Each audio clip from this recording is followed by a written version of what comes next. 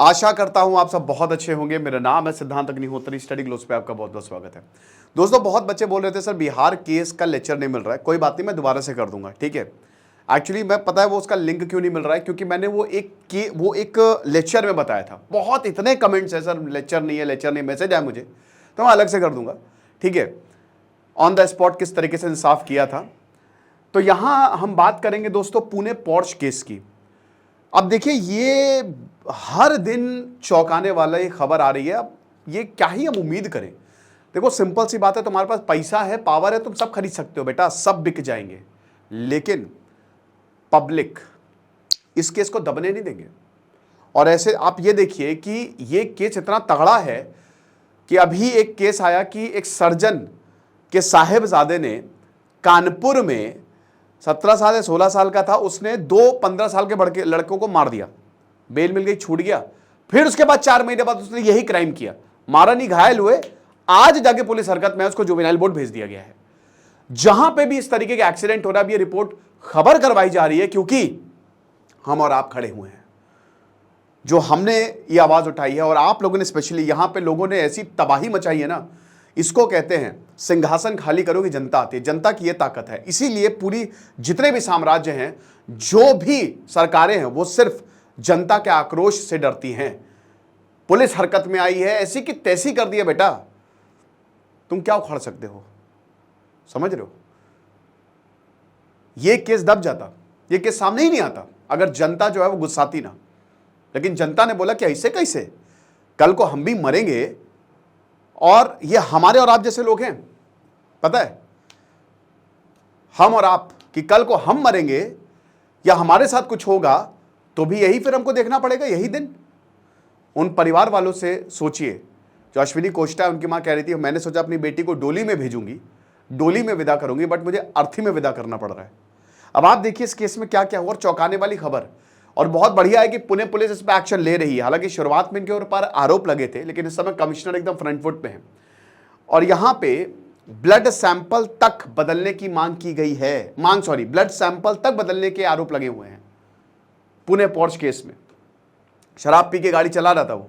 और क्योंकि शराब देखिए एक ऐसी चीज है जो आपको बर्बाद कर देगी, तो हमारा शानदार अल्कोहल एडिक्शन का कोर्स आप जरूर अवेल करें। 560 रुपए का कोर्स है, रिहैब आपके पास चल के आ रहा है। इस बुरी आदत को हम छुड़वाएंगे, ठीक है। तो भाई हमने ही लिया समाज सुधार का। तो बात इतनी सी है कि अश्विनी कोष्टा और अनीश अवधिया, 24 साल के 2 IT प्रोफेशनल्स की जान गई। और अभी एक और मैं लेक्चर करूंगा, टाइम्स ऑफ इंडिया का एक बहुत अच्छा आर्टिकल था कि क्या इसको एडल्ट के रूप में, वो उस पर वो अलग ही लेक्चर होगा, वो बड़ा लेक्चर होगा, शायद आधा 1 घंटे का। तो क्या इनको एज एन एडल्ट ट्राई कर सकते हैं, कानून क्या कहता है। देखिए 17 साल 8 महीने का है ये, अब 7 से 4 महीने का फर्क है। मुझे तो भाई देखो, बात यह है कि हीनियस क्राइम, मर्डर की बात होती है, मर्डर। अब हीनियस क्राइम का मतलब है कि 7 साल से ऊपर की सजा। बट अगर आप दारू पी के गाड़ी से किसी को उड़ा देते हो तो 5 साल की मैक्सिमम सजा, तो वो हीनियस क्राइम में आता ही नहीं है। ये हमारी दुर्भाग्य है। लेकिन क्या ये मर्डर नहीं है? ये मर्डर है, ये बिल्कुल मर्डर है। पुणे पुलिस कह रही है। अच्छा, पहले मैं आपको बताता हूं कि हुआ क्या। देखिए हुआ ये है कि क्राइम ब्रांच ने 2 डॉक्टर्स को, जो सरकारी अस्पताल है सासून जनरल हॉस्पिटल, 2 डॉक्टर्स को अरेस्ट किया है, ठीक है। इसमें डॉक्टर अजय तावड़े, अब आप बताइए, फॉरेंसिक साइंसेज डिपार्टमेंट के हेड है, और casualty medical officer doctor Shrihari Halnaur, इन दोनों को अरेस्ट किया गया। टाइम्स ऑफ इंडिया की खबर है। वैल्यू सिस्टम कोलैप्स हो रहा है। हर एक इंसान को, अगर कोई ईमानदार हो जाए ना, तो औकात नहीं है किसी की कोई अगर ये लोग देखिए, अब आप देखिए, हम इतना चिल्ला रहे हैं, लेकिन ये जैसे 2 पुलिस वालों को सस्पेंड किया गया, डॉक्टर्स, ये सब कौन है? ये वो हैं जिनके ऊपर इंसाफ की जिम्मेदारी है। लेकिन क्या ये इंसाफ कर रहे हैं? बिक गए हैं सब के सब। तो आप ये देखिए कि जो स्टाफर है, उसके ऊपर मेन आरोप लगा है कि इसने ब्लड सैंपल्स को स्विच किया, ठीक है। 19 मई को जो एक्सीडेंट हुआ था, इसने ब्लड सैंपल को, मैं देखिए हर किसी को पता है, मैं बहुत सारे लेक्चर्स ले चुका हूं कि क्या हुआ क्या नहीं हुआ, तो पिछले लेक्चर्स हैं। तो फिलहाल मैं अपने लेक्चर को यहीं पर ही सीमित रखूंगा। पुलिस ने कहा है कि ये जो 3 लोग थे, ठीक है, इसमें एक स्टाफ और 2 डॉक्टर्स शामिल थे, इन्होंने जो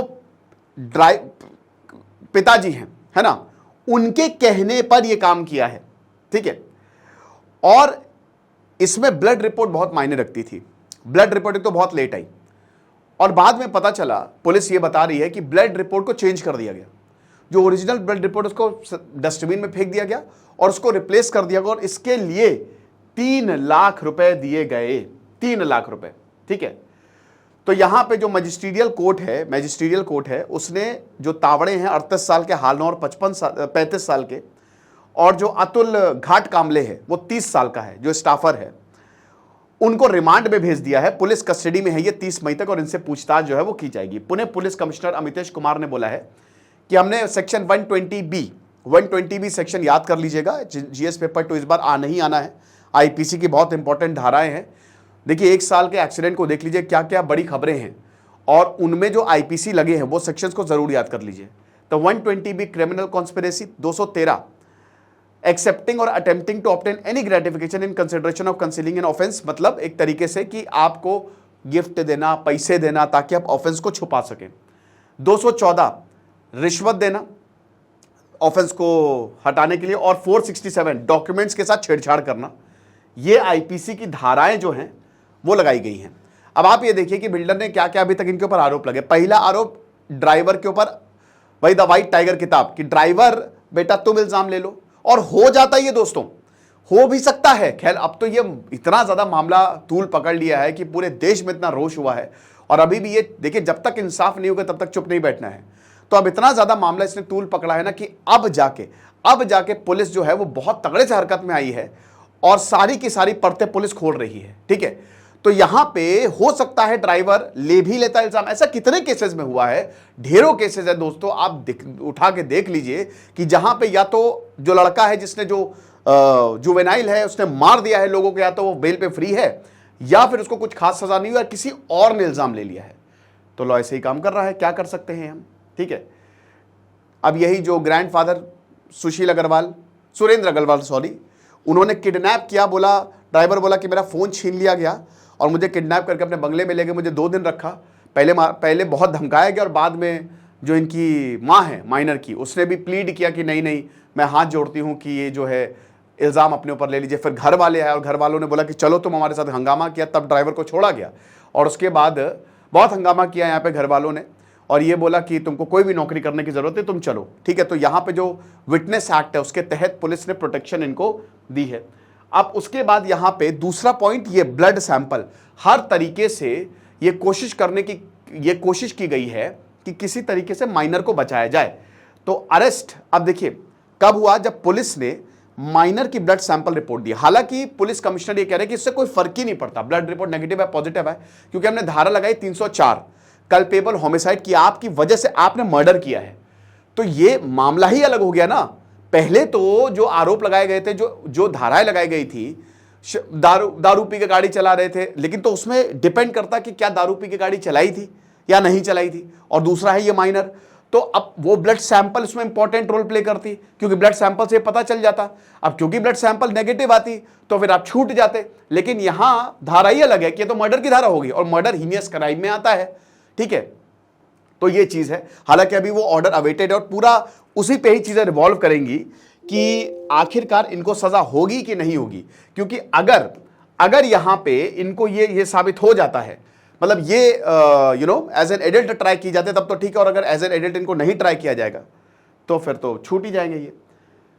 तो यहां पे जो सासून सरकारी हॉस्पिटल है, औंध हॉस्पिटल है, ठीक है, अब वहां ब्लड रिपोर्ट नेगेटिव आई है, और उसके बाद यह भी बताया गया कि जो पिताजी की डीएनए फिंगरप्रिंटिंग है वो भी फॉरेंसिक साइंस जो लेबोरेटरी जहां पे पूरी जांच भेजी गई, तो पहले तो सब ठीक आया, लेकिन बाद में वो चेंज हो गई। कैसे चेंज हो गई, तो यहां जो कमिश्नर है वो बताते हैं कि जो पहला ब्लड सैंपल था, अब देखिए ये रात को 2:30 बजे इंसिडेंट हुआ था, और अगले दिन सुबह 11 बजे जो है ये रिपोर्ट, मतलब ये ब्लड सैंपल जो कलेक्ट किया गया, ठीक है, 19 मई को सासून हॉस्पिटल से, यानी कि 8.5 घंटे बाद एक्सीडेंट के।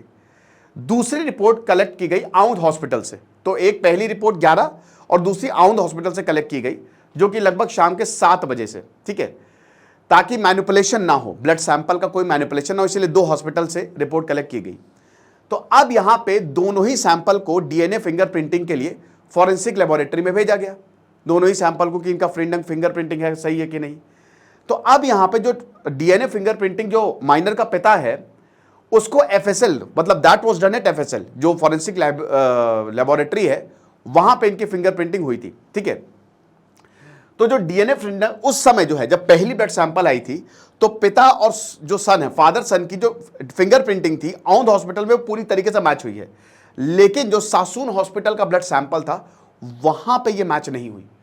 तब हमने इन्वेस्टिगेट किया कि भाई ये गड़बड़ है, क्योंकि दोनों सेम आनी चाहिए, बट दोनों सेम नहीं आ रही है। फिर उसके बाद ये बताते हैं कि हमारी इन्वेस्टिगेशन से ये पता चला है कि बिल्डर ने एक मिडिल मैन को हायर किया और उसके बाद वो घाट कामले से टच में पहुंचा उनसे और बोला कि देखिए आप थोड़ा सा ब्लड सैंपल चेंज कर दीजिए, पैसे ले लीजिए। और यहां फिर जो मेन डॉक्टर थे उनको कांटेक्ट किया लगभग 19 मई को सुबह 10 बजे, क्योंकि सुबह 11 बजे रिपोर्ट आई थी, ध्यान दीजिएगा। और उसके बाद ये सब कुछ हुआ है और बोला गया है कि लगभग 3 लाख रुपए भी दिए हैं।